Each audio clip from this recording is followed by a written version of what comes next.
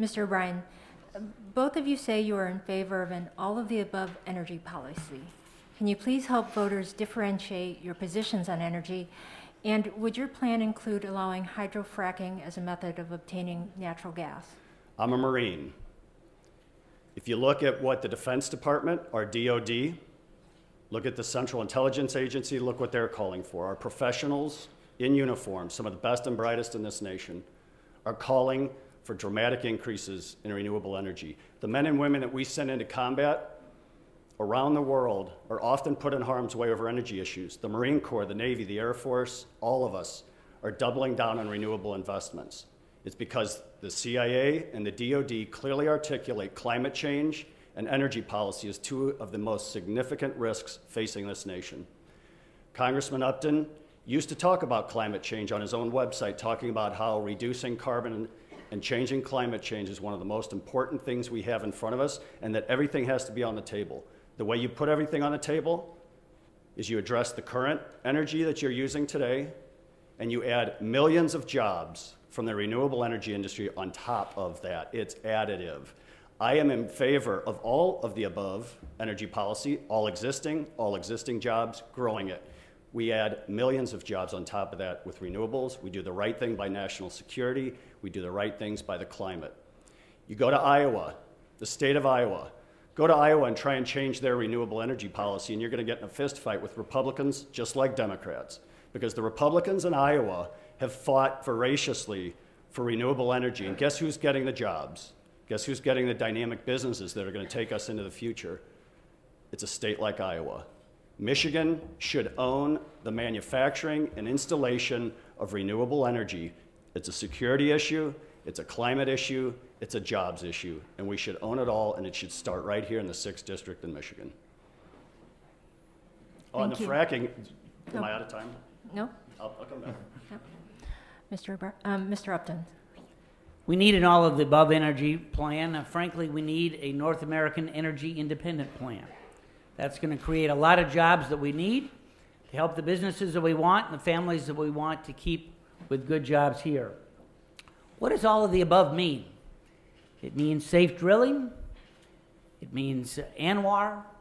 It means expanding already the 1 million barrels a day that we get from Canada. Already we get 1 million barrels a day from oil sands. So I presume, Mike, that when you say all the above existing plans, that includes continuing to get oil where we can refine it here in this country and use it among our citizens. It means safe nuclear, which provides about 20% of our electricity. Yes, it does mean renewables like wind and solar.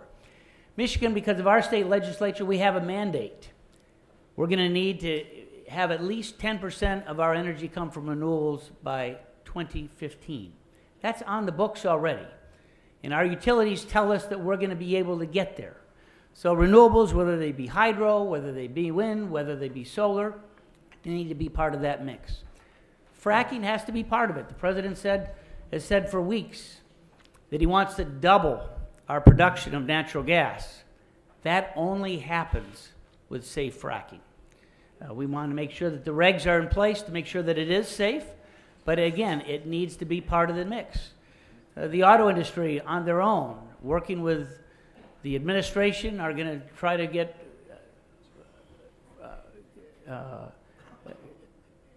mileage requirements up to 54 miles per gallon by the year 2025. That's a good thing, if we can afford it. But again, to have an all-of-the-above energy policy, it's all got to be part of the mix.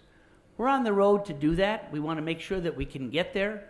But to say no to any form of energy when we're so abundant, it would be the wrong answer. Thank you. Mr. O'Brien, 1 minute.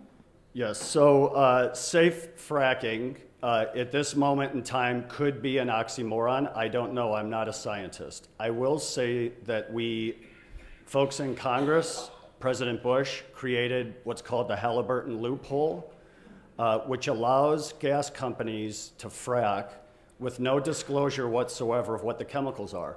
I have a belief that you use best practices in any business environment, and I have a belief that whether it's food safety, aviation safety, road safety, you make sure that you understand the components, chemicals, and things that are used in those products.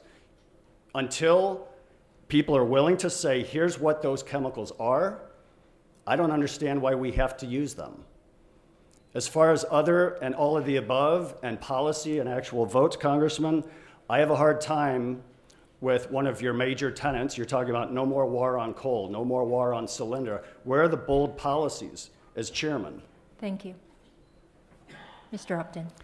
Well, we've had more than 100,000 wells in this country fracked over the last 40 or 50 years. It is the only way that we're going to extrude the natural gas from the ground. And of course, as we believe in, most of us believe in supply and demand, that increased supply has brought the price down on natural gas, which has allowed those industries to compete as they produce power and product for a number of our vehicles to actually be able to use. So all of the above means exactly that, and I'm for that.